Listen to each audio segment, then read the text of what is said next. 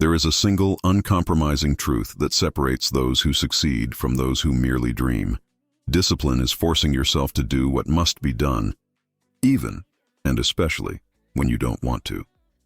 This is the truth most people spend their entire lives expertly avoiding. They wrap themselves in a soft blanket of excuses, waiting for a feeling that will never arrive. They wait for motivation to strike like a lightning bolt, for inspiration to descend like a muse, or for the perfect, comfortable moment to begin. But I'm here to tell you with absolute clarity that if you wait until you feel ready, you will keep waiting forever. If you depend on motivation, you will always fall short. This is why the title of this message is clear, direct, and perhaps a little uncomfortable. How to force yourself to be disciplined. Because discipline is not a choice you make only on good days when the sun is shining and you feel energized. It's the decision you make every single day, every single hour, in the brutal moments when it feels hardest. It is the choice to impose your will over your mood. Think about your own history. How many incredible opportunities have you already lost simply because you delayed? How many times has temporary, fleeting comfort stolen lasting progress from you? We're not talking about deep philosophical theory here. We are talking about reality. We are talking about the cold, hard mechanics of taking absolute control over yourself in those precise moments when excuses scream the loudest and the temptation to quit is most seductive. If you can, learn the inner mechanics of forcing yourself into discipline. If you can win the war inside your own mind, you can fundamentally, permanently change every single area of your life, your health, your career, your finances, and your relationships. And that, my friends, is exactly what you're about to learn. This is the Mind Fuel Blueprint for Self-Mastery. Chapter 1. Face your laziness directly and refuse to negotiate the enemy within. Laziness as a master negotiator discipline is not something you stumble upon like a lost wallet. It is not a welcome guest that arrives at your door one morning with a smile and a fresh cup of coffee. Discipline is something you must face, something you must confront, and most importantly, something you must force into your life when everything inside of you would rather avoid it. When you feel that slow, heavy pull of laziness, when your body says, "Stay in bed for just 5 more minutes," when your mind whispers, "You deserve a break. You worked hard yesterday." That is the precise moment you must stand up and refuse to negotiate. Because if you negotiate with laziness even once, it will win the argument every single time. It is a master strategist. Laziness never runs out of excuses. It is a well that constantly provides another reason why later is better than now. But when you take your stand, when you build the non-negotiable wall of refusal, you begin to build the kind of inner strength that completely changes the trajectory of your life.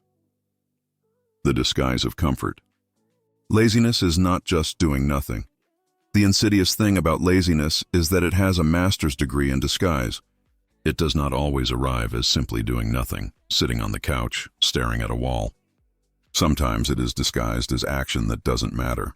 It shows up as scrolling endlessly through your phone, consuming content that doesn't build you up. Sometimes it comes as eating food you don't need, using momentary pleasure to mask inner avoidance.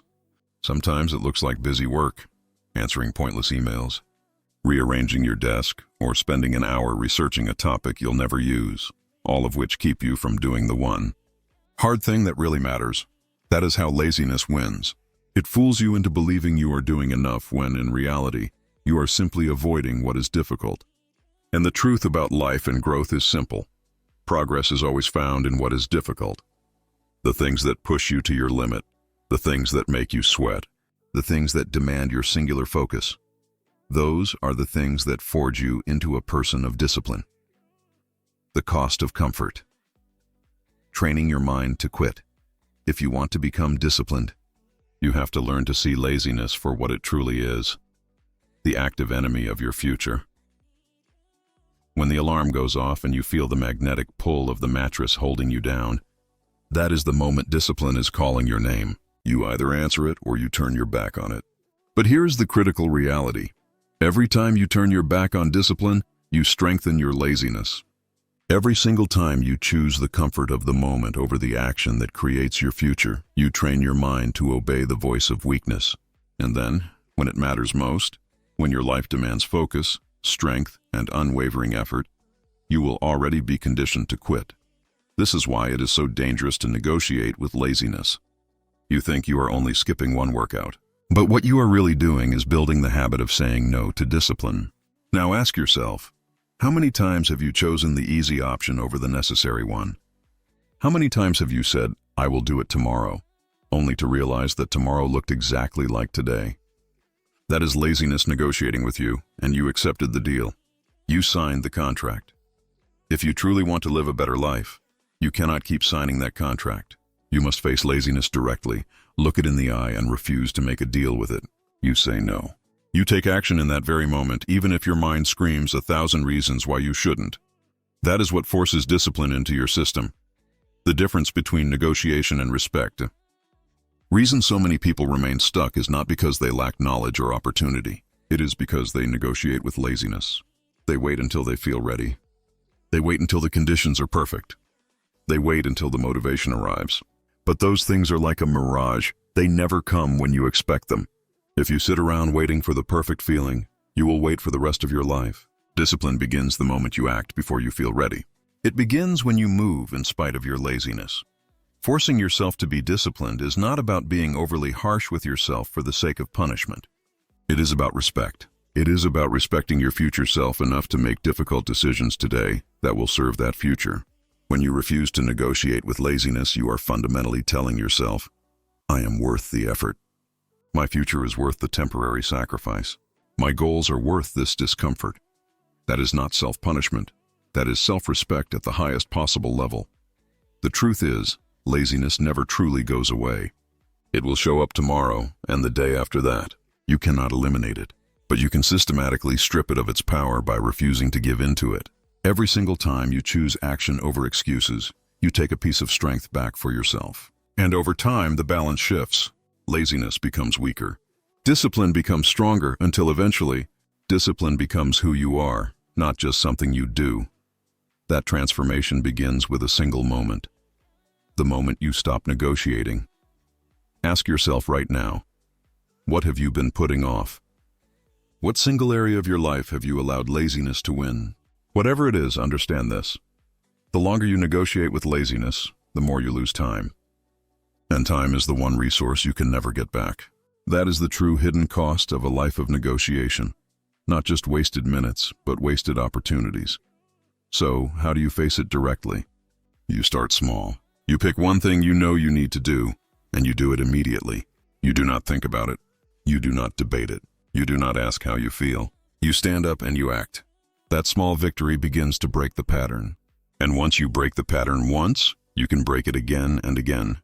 That is how discipline is built. Through small, consistent victories stacked on top of each other until they create a foundation that laziness cannot break. When the next wave of laziness calls, do not answer. When it whispers an excuse, shut it down. When it offers comfort, refuse the deal. Stand firm, take action. Build your strength one choice at a time. The moment you refuse to negotiate with laziness is the moment you force yourself into discipline. And discipline is the path that changes absolutely everything. Chapter 2. Take small actions. Immediately to train instant response, the window of hesitation.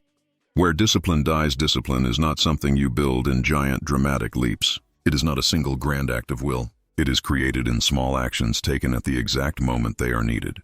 Every time you delay, every time you pause, every time you wait, you weaken your ability to respond. The secret to real, effortless discipline is learning to act immediately, to move as soon as the productive thought enters your mind, without hesitation and without negotiation. Those small, instant actions are the training ground for your will. They train your mind and body to respond without the fatal delay. And that habit of instant response becomes the foundational cornerstone of strength in every part of your life. Think about how many brilliant ideas, how many critical tasks, and how many opportunities pass you by simply because you paused for a second too long. You felt the internal nudge to exercise, but you waited a little longer to check your phone, and then you skipped it entirely. You knew you had a call to make, but you told yourself you would do it later, and later never came. You had an idea to write down, but you convinced yourself it could wait, and then you forgot it entirely. These small moments do not feel destructive at the time, but they slowly, surely condition you to ignore your own direction. They teach your mind that hesitation is acceptable, and the more you accept hesitation, the weaker your discipline becomes. The 3-second rule. Cutting off excuses now. Imagine the powerful opposite. Imagine that every time you had the thought to act, you moved instantly. You thought of drinking water, so you drank it. You thought of picking up a book, so you opened it. You remembered a task you needed to complete, so you stood up and started it right then. That pattern builds something immensely powerful. The ability to respond instantly. That is how you destroy laziness before it grows. That is how you prevent procrastination from building roots. And that is how you gain absolute, surgical control over your own behavior. The reason immediate action is so powerful is because the human brain is a master at creating reasons to stop.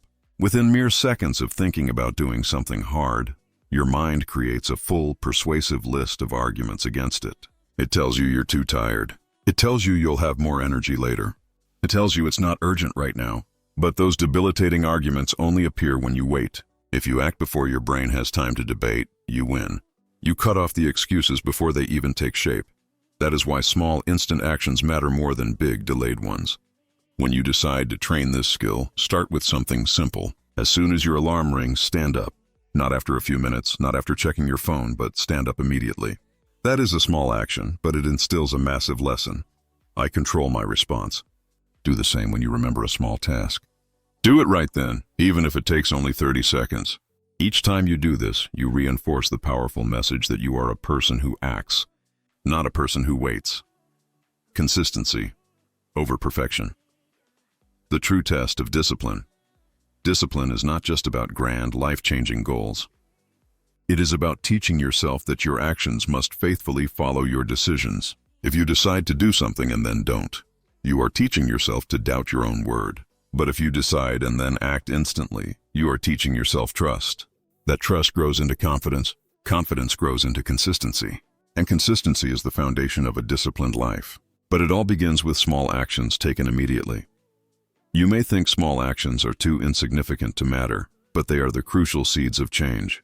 When you act instantly on a small task, you are training the same mental muscle that will later help you act instantly on bigger challenges. Picking up a book today trains the same discipline that will help you start a business tomorrow. Standing up as soon as your alarm rings trains the same discipline that will help you stay strong under pressure later. You cannot skip the small steps. They are the training ground for the big ones. If you want to test yourself, try the simple, yet profound 3-2-1 rule. When you think of something necessary, a task, a decision, a good habit, count down from 3 and then move. 3, 2, 1, move. Do not let the thought linger for a single extra moment. That simple rule removes hesitation. It breaks the habit of waiting, and it forces you to build a new reflex. Act now. Over time, you won't need to count. Your body will move on its own. That is what real discipline feels like. Not forced effort, but trained, automatic reflex. The momentum of self-respect. You must also understand that waiting does more than just waste time. It actively weakens your self-respect. Every time you delay, you feel a small, subtle weight of disappointment. You know you should have moved, but you didn't. That small regret builds into frustration. And frustration, if repeated long enough, inevitably turns into deep-seated self-doubt. That is the dangerous, self-destructive cycle of hesitation. But when you act immediately, even on something small, you feel a potent sense of internal pride. That pride fuels genuine motivation. That motivation makes the next action easier, and soon your life is filled with momentum instead of regret. Discipline is not a mysterious gift. It is a choice, repeated until it becomes natural. And the most powerful way to train that choice is through instant action. The difference between those who build disciplined lives and those who waste their days is not time, talent, or luck. The difference is response. Some act immediately, others wait. Which group do you want to belong to? The answer lies in what you do the very moment a decision comes into your mind. When you decide to act instantly, you are telling yourself that your future matters more than your current comfort. You are telling yourself that excuses will no longer run your life. You are telling yourself that you are, in fact, in control. That simple, powerful message, repeated in small, instant actions, will change everything. Do not wait. Do not hesitate. Do not negotiate. Act, move, respond. Because the life you want is waiting, but only for the person who has learned to act without delay. Chapter 3. Control your thoughts before they control your decisions. The inner battlefield. The root of all action. The greatest, most significant battles of discipline are not fought outside, on a running track or in a boardroom. They are fought inside the human mind. Every single action you take begins first as a thought, and every decision you make is entirely shaped by the direction of your thinking. If you do not learn to control what goes on in your head, then your life will always be led by impulses, fleeting emotions, and mental distortions.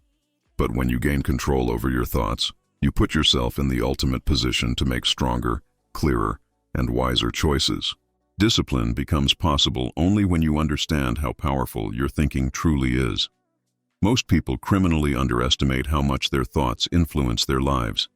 They treat thoughts as background noise, but in reality, action is only the external extension of what you allow to stay and fester in your mind. The person who repeatedly tells themselves they will never improve eventually stops trying. The person who constantly thinks they will fail often doesn't even begin. Thoughts are not harmless. They are the invisible seeds of every decision, and every decision builds your future. This is why controlling your thoughts is the most important foundation for discipline. When you are not aware of what you think, your mind becomes a playground for negativity. One negative thought leads to another, and soon you are filled with hesitation, fear, or ready-made excuses. You say to yourself that you are too tired, that you are not capable, or that the effort is not worth it. If you allow these thoughts to sit and breed in your mind, they will absolutely shape your actions. Slowly you begin to avoid what is hard. You begin to settle for less than you are capable of. And over time, your life reflects the weakness of those internal thought patterns. The discipline of thought management, awareness, and replacement. The incredible news is that you can take back control. You can train yourself to filter your thoughts the way you filter the food you eat. You don't eat whatever is put in front of you without thinking. You choose carefully because you know it will affect your health.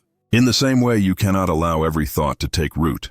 You must consciously choose which thoughts are worth keeping and which ones must be immediately replaced. This, in itself, is a discipline. The discipline of thought management.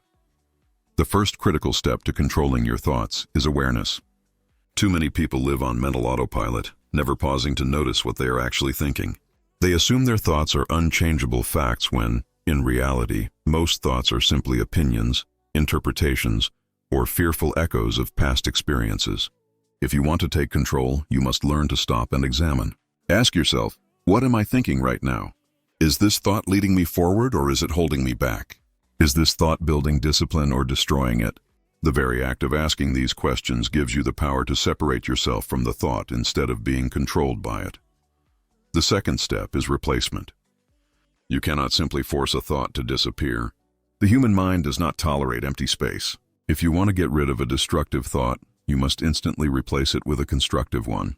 If your mind says, I can't do this, you replace it with, I may struggle, but I can learn and improve. If your mind says, I don't feel like starting, you replace it with, I will begin now because starting creates momentum. Replacement is not about lying to yourself that everything is perfect. It is about actively directing your mind toward thoughts that build strength rather than weakness. The chain reaction. Thoughts, feelings, and decisions. You must also understand this deep connection. Your feelings often follow your thoughts. If your thinking is undisciplined, your emotions will be unstable and chaotic.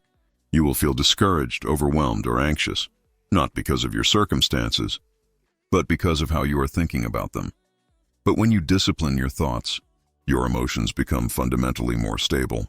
You feel capable, you feel strong, and you feel in control. And when your emotions are steady, your external decisions instantly improve. This is why controlling your thoughts is not just a mental exercise. It directly affects your energy, your focus, and your ultimate ability to follow through on your commitments. You must also learn to challenge irrational thoughts. Many times your mind will catastrophize and exaggerate reality. It will tell you the task is too big, that you don't have enough time, or that failure is absolutely certain. But when you step back, you realize those are not facts. They are only fears dressed up as facts. Discipline grows when you confront those fears with truth. The task may be big, but it can be broken into small steps. You may not feel ready, but you can start with what you have. Failure may be possible, but so is extraordinary success. Challenging your thoughts is the only way to prevent them from dictating your behavior. Living by choice, not by reaction. Controlling your thoughts is not about ignoring difficulty. Life will always present challenges. It is about choosing how you respond to those challenges in your mind before you respond in your actions. The person who disciplines their thoughts says, "This is difficult, but I can handle it one step at a time." The person who does not control their thoughts says, "This is difficult, so I won't even try." Same situation, different thought, completely different outcome. To make this practical, begin by paying attention to the small moments. Notice what you say to yourself when the alarm rings. Notice what you think when you face a hard task. Notice the thoughts that appear when you feel tempted to delay.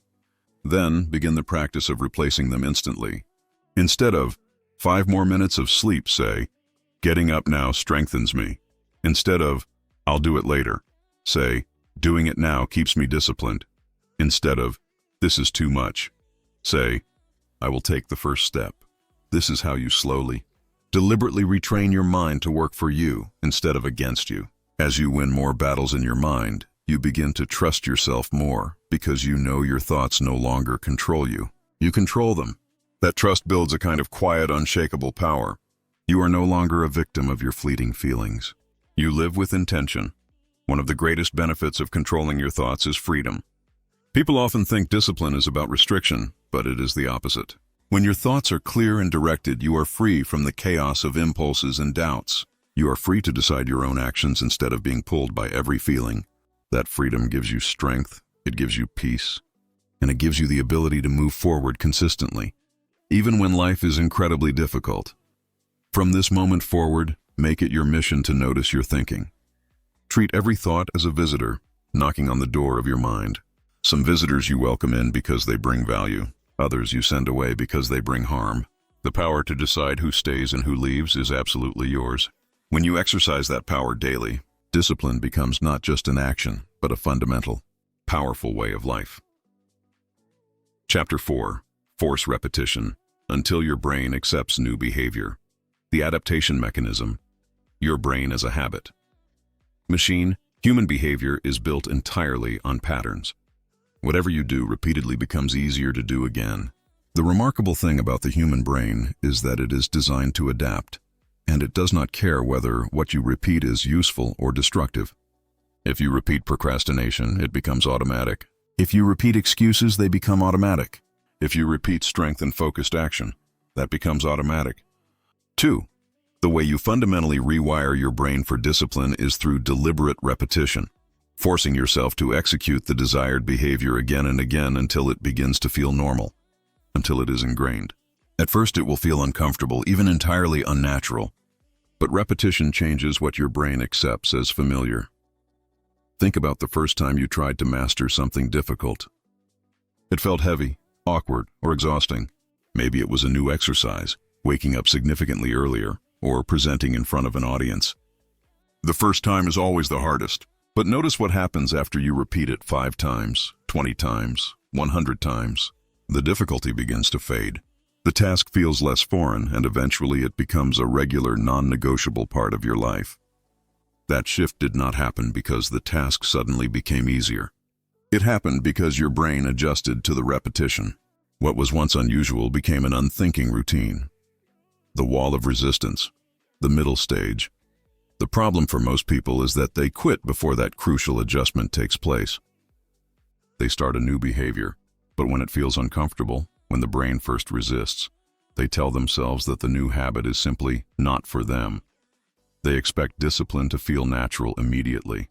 But I promise you, nothing feels natural in the beginning. Walking once felt impossible. Learning to read once felt overwhelming. You overcame those things only because you forced repetition until your brain accepted them as the new normal. The same principle applies to every habit you want to build. Discipline grows when you push past the stage of discomfort and keep repeating. That is the essential test. The brain is stubborn. It prefers the old established patterns. It wants to keep you in what feels safe and comfortable. When you introduce a new demanding behavior, it throws up resistance. That resistance is not a signal to quit. It is a signal that your brain is actively adjusting. If you keep repeating, you break the resistance. If you stop, you simply train your brain to resist even more the next time you try. This is why forcing repetition is not optional. It is entirely necessary. Consistency over intensity. The power of rhythm. The key to making repetition work is consistency, not intensity. Doing one massive effort and then stopping for a week does not rewire anything. Doing something small, focused, and powerful every single day does. If you want to build the habit of reading 2 pages every day is infinitely more powerful than reading 100 pages once a month. If you want to exercise, moving your body daily is more effective than training hard once and then resting for weeks. The brain learns through rhythm, through the daily, predictable act of repeating, not through random bursts of heroic effort. You must also remove the expectation of instant, visible change. Too many people crave quick results. They want their brain to accept new behavior after 1 or 2 tries. When that doesn't happen, they quit. But your brain does not change on demand. It changes with sustained repetition. That means you must force yourself through the stage where it feels unnatural, through the stage where it feels deeply uncomfortable, until you break through to the stage where it feels automatic. If you can survive the middle stage of monotonous effort, you will succeed. This is where discipline becomes real, doing the action even when you do not see immediate results. Imagine planting a precious seed and digging it up every day to check if it is growing. It will never take root. Behavior works the same way. If you stop repeating too soon, the habit never has time to form. But if you give it enough consistent repetition, the roots grow deep, and soon the behavior belongs to you. You don't have to think about it anymore. It becomes a part of your identity. The evidence of action. Solidifying belief repetition also has another profoundly powerful effect. It builds undeniable evidence for your mind. Every time you repeat a disciplined action, you are showing yourself proof that you are capable. 1 push-up proves you are capable of moving your body. 1 day of focused writing proves you are capable of producing. 1 day of controlling your schedule proves you can direct your time. Each repetition is a piece of evidence that weakens doubt and strengthens core belief. Eventually, the belief becomes so strong that the behavior is no longer forced. It is simply who you are. There will be moments when you feel utterly tired of repeating the same process. That is natural, but those are the exact precious moments where change is happening the most rapidly. Repetition carves grooves into your brain, and every time you continue despite boredom or fatigue, you make those grooves deeper. The deeper the groove, the easier it becomes to repeat the action again. Quitting at that stage erases your progress, but persisting solidifies it. That is why persistence, fueled by repetition, is fundamentally more important than motivation. Motivation comes and goes. Persistence comes from the deep grooves of repetition, and repetition creates unbreakable discipline. The final essential step is to celebrate the completion of the repetition, not just the outcome. Many people only reward themselves after a huge visible result. But the truth is, the act of repeating the action itself is the real victory. Each day of consistency is a win. When you acknowledge that, you reinforce the behavior, and your brain becomes more willing to repeat it. This is how you make repetition sustainable, and this is how you turn a forced, difficult choice into an effortless, powerful reflex. Conclusion: the freedom of force you have now, mastered the 4 unbreakable laws of self-discipline. Refuse to negotiate with the inner voice of laziness. Act immediately to cut off the window of hesitation, and build instant response. Control your thoughts. To build a mind that supports, not sabotages, your goals. Force repetition until the new behavior becomes an automatic, effortless part of your identity. Your life is not a sequence of random events. It is the cumulative result of your daily repeated choices. Every day presents you with hundreds of tiny, quiet decisions. Will you obey your comfortable feelings, or will you force the action that creates your future? The difference between living a life of chaotic reaction and a life of intentional creation is your willingness to impose your will on yourself. Discipline is not a punishment. It is the highest form of self-love. It is choosing your long-term evolution over your short-term comfort. Start today. Pick one small single thing you will not negotiate on. Stand up immediately. Challenge the excuses in your mind, and repeat that one small act of force until it is automatic. That is the moment you stop being a victim of your mood and become the architect of your destiny. Force your discipline, and you will find your freedom.